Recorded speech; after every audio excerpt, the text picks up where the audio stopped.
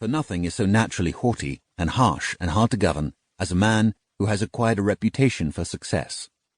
For the same reason, it is difficult to act as an adviser about governing to those who hold office, because they are afraid to accept reason as their own governor, for fear that it will make them subservient to the obligations of their office, and so reduce the benefit of their power.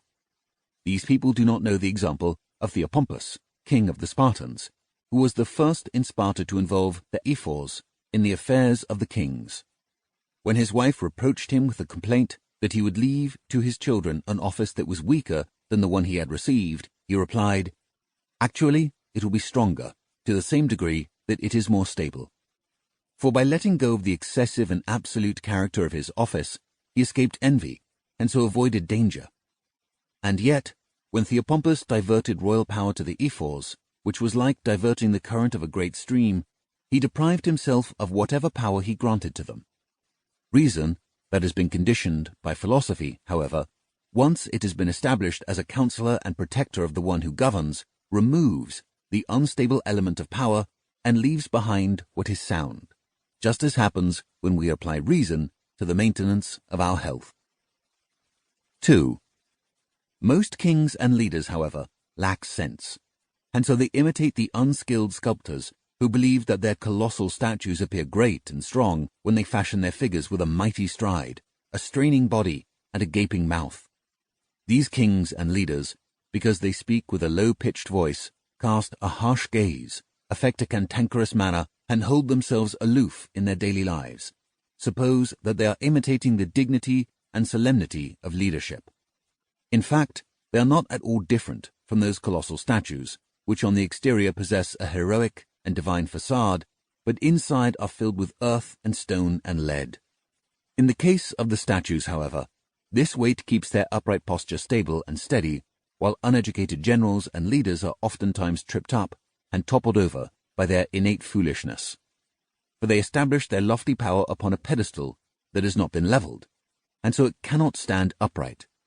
Moreover, just as a builder's rule is first established straight and unbending, and then is used to correct the alignment of everything else through adjustments and juxtapositions with respect to it, in the very same way, those who govern must first achieve governance of themselves, straighten out their souls, and set their character aright, and then they should assimilate their subjects to themselves.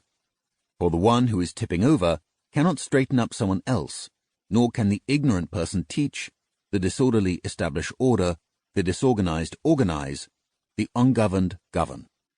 But most leaders misunderstand this, thinking instead that the greatest benefit in governing is the freedom from being governed themselves. Take the king of the Persians, for instance. He believed that everyone was his slave except for his wife, over whom he ought especially to have been the master. 3.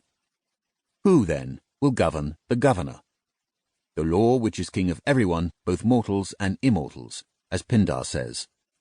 But I'm not referring to a law that has been written in books or on any wooden tablets to be read, but I mean reason, which exists within those who govern, always accompanying and guarding their souls, and never allowing them to lack guidance. Now, the Persian king assigned to one of his attendants this task, to come to him at dawn and to say, "Arise, O king, and attend to the matters that the great Ahura Mazda wants you to attend to." But this voice is always present within educated and self-controlled leaders, speaking out and exhorting them. Polemon used to say that erotic love was a service of the gods intended for the care and well-being of young people.